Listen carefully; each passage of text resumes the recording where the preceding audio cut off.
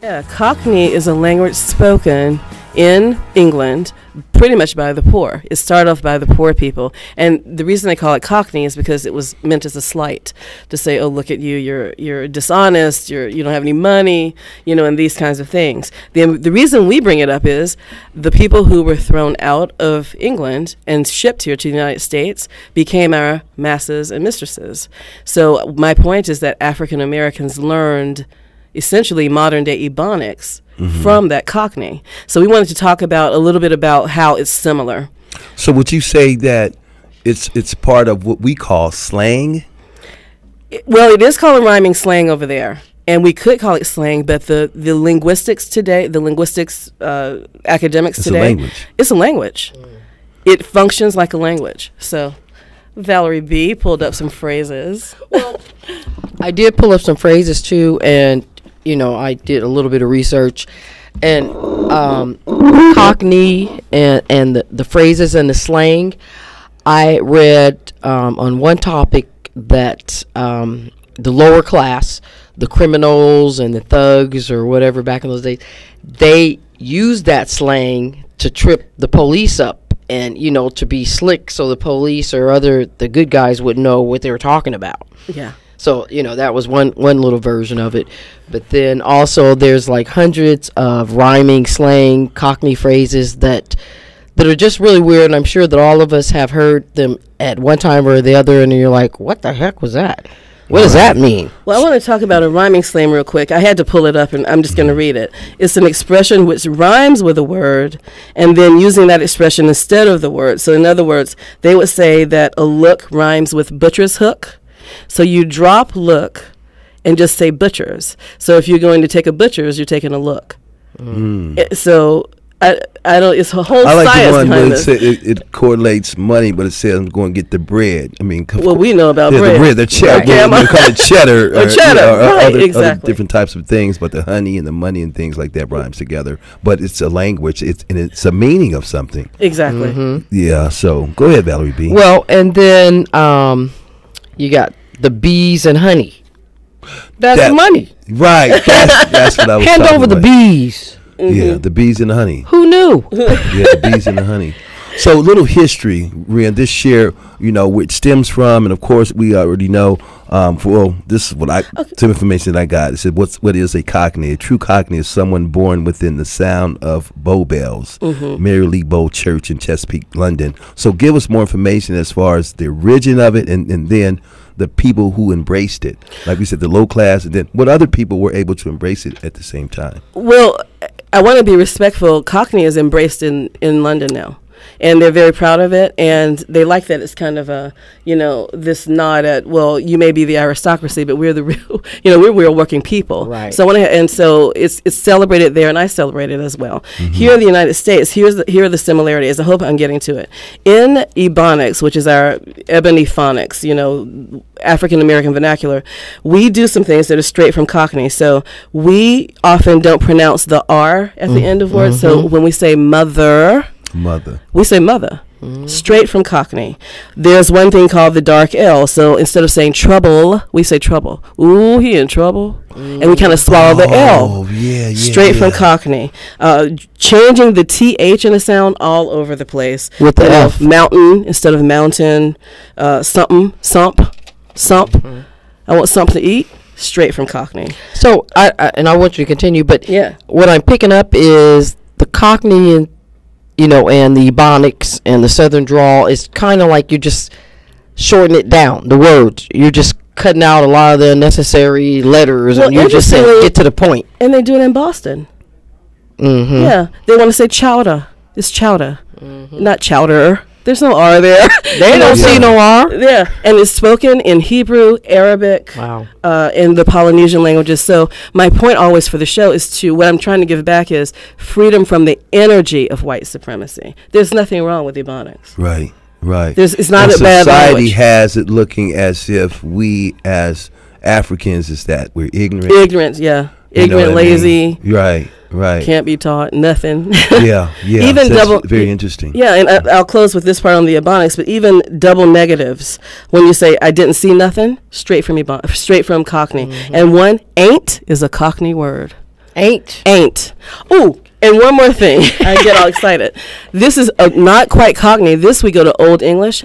Axe. AX is straight from Old English. The father of English himself, Chaucer, said axe. And it was in the first complete version of the Bible, axe, A-X-E, and it shall be given, straight from Old English. It is not improper. Ask. Right. It is not.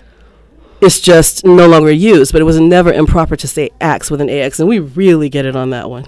Wow. That's very interesting. So for those who want to really get into the alphabets of Cockney, there's a whole list of different meanings. Valerie B., where did you get your list from? Well, I went straight to Google, of course, and I pulled some things from the Dictionary of Cockney Rhyming Slang.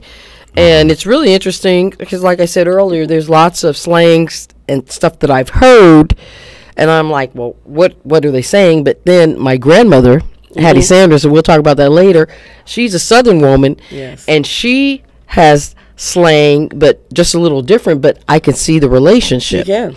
And now, just really quickly, I know that before you came on our show, you were sharing with me, something really interesting, that if you take, I don't know how you said, if you take the Southern drawl and you speed it up in a certain way, it's Francais? Cockney.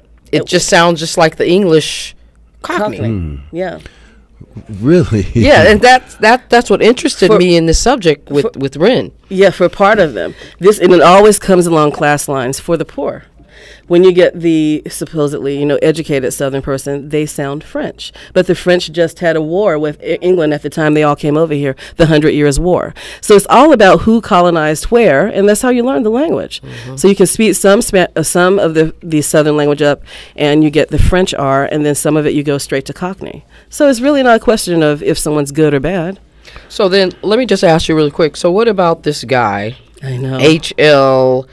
Mencken? How's it pronounced? Mencken. Yeah. And he was a student of Friedrich Nietzsche. Nietzsche. See, you tell me what it is now. The German scholar. Right. Well, if I could just take 2 minutes, what I'm going to ask everybody to do, and I promise it'll be brief, think about everything said about black people.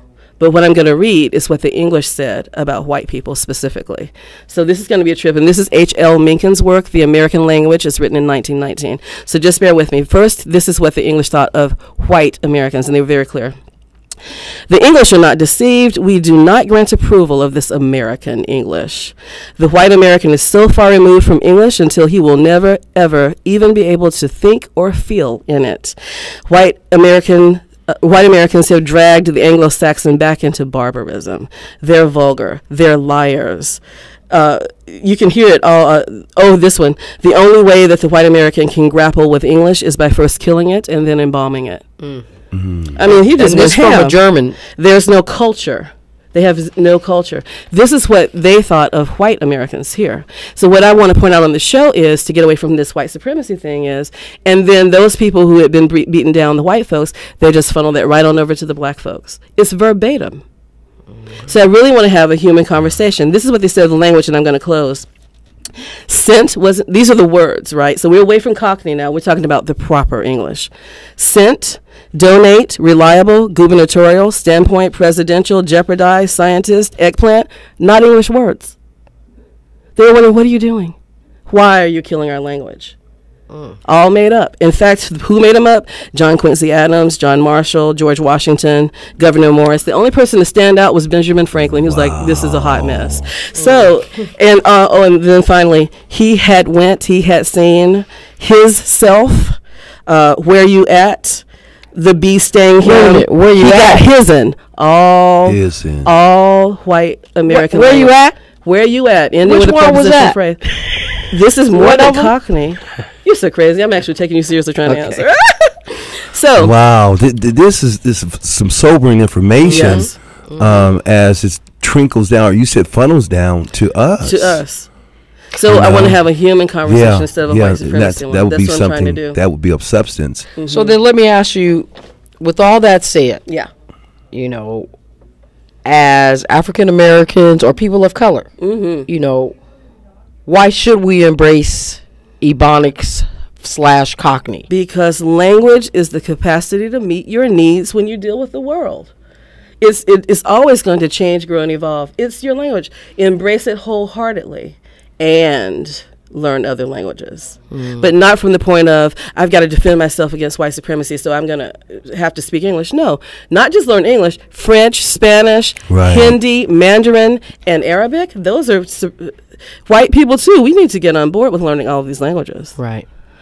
I mean, the world has changed. It's globalized. It doesn't make sense to just have a white supremacy conversation. Right. That, you are really just like, this is an eye raiser over here for me.